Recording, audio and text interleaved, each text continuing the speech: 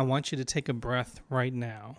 I know you didn't search for this video. I know you didn't plan for this to come up in your feed at this time, but here you are, right on time, right when the universe knew that we would meet together. When certain messages are meant to find you, they find a way. Maybe you've been asking for clarity for some difficult things in your life. Perhaps you've been feeling stuck or waiting for a sign from the universe or wondering if anyone hears you at all. This is your sign.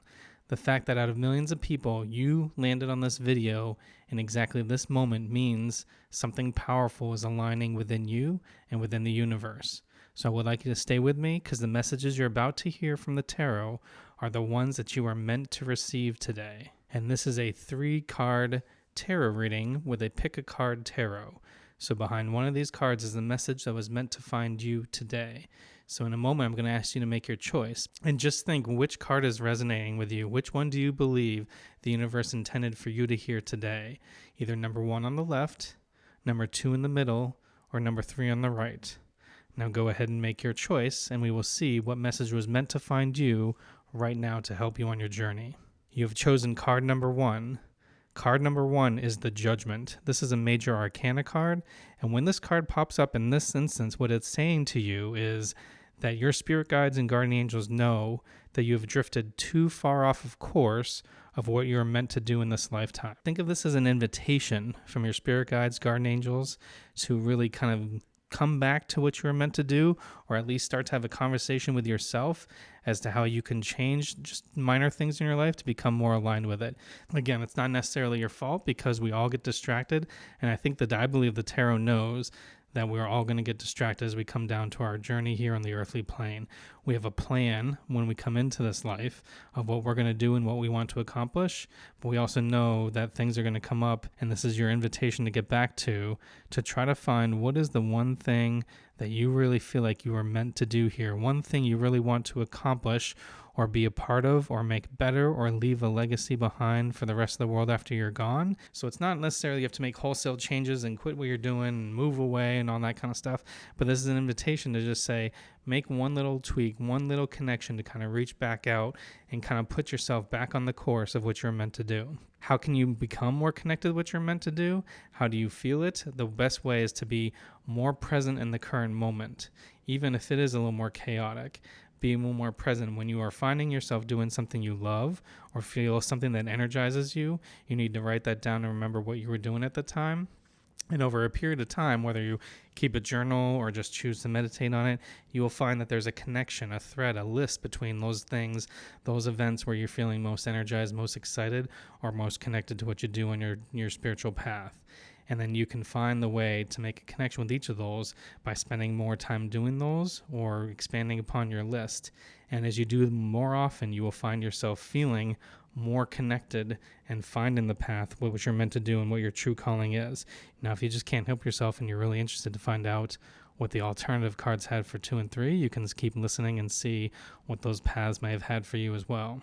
You have chosen card number 2, which is the 8 of Cups. The 8 of Cups is the card, when it pops up, the main message from this card is really telling you now is the time to really empower spiritual awakening.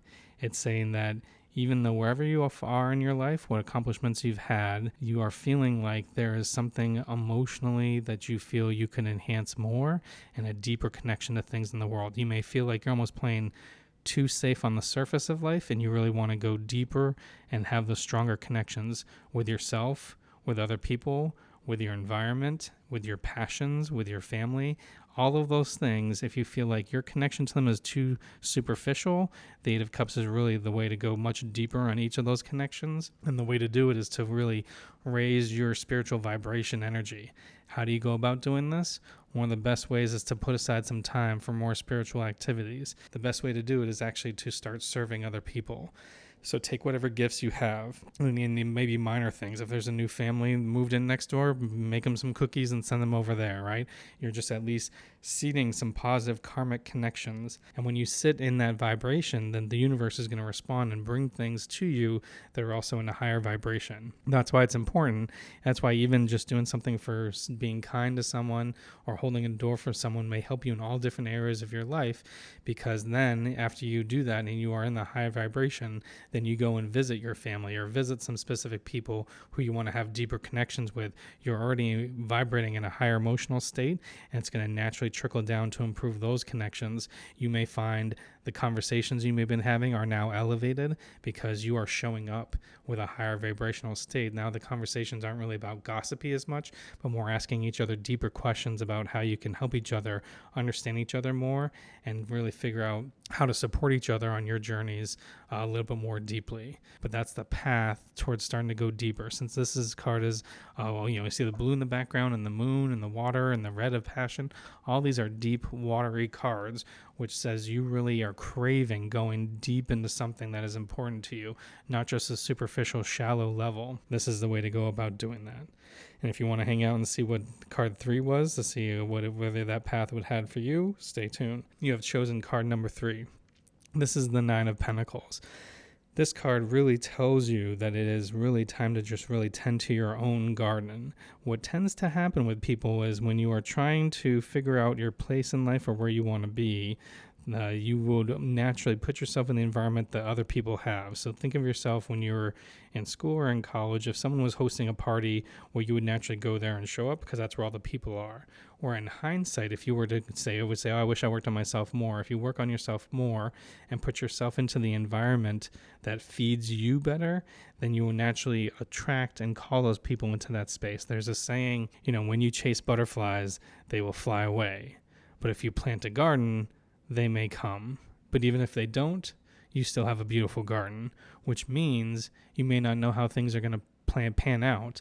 However, if you are spending the time doing the things for yourself that make you feel good, put yourself in a good mindset, put yourself in a really receptive mode, then that is going to benefit you. So it could be an example of, if you want to work on your health and you want to spend some more time either exercising or going to the gym or just going for a walk outside, getting some fresh air, getting some sunlight, whatever it is for you, you could say, I would rather... I should go to happy hour with my friends, right? But instead of just going to happy hour, if you spend the time on yourself, then you will actually be cultivating the environment around you where you feel like your day is more suited to help you decide how you want to feel. And then naturally, the friends, even if you said, I miss a few happy hours because I've been going to the gym a lot, your friends will say, how about we join you and we go for a hike, we go for a walk, or we join you at the gym.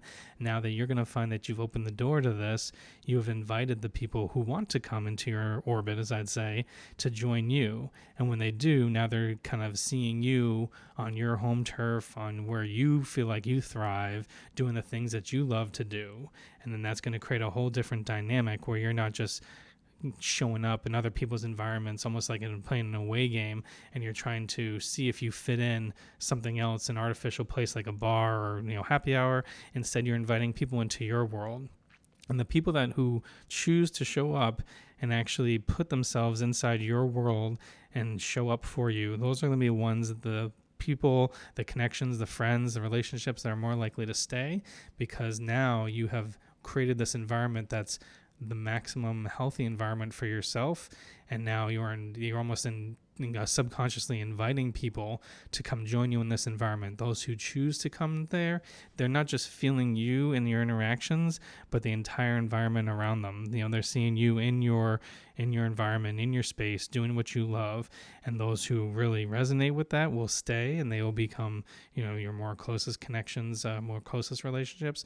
And those who don't, well, then it's naturally let it go because it's not a good fit.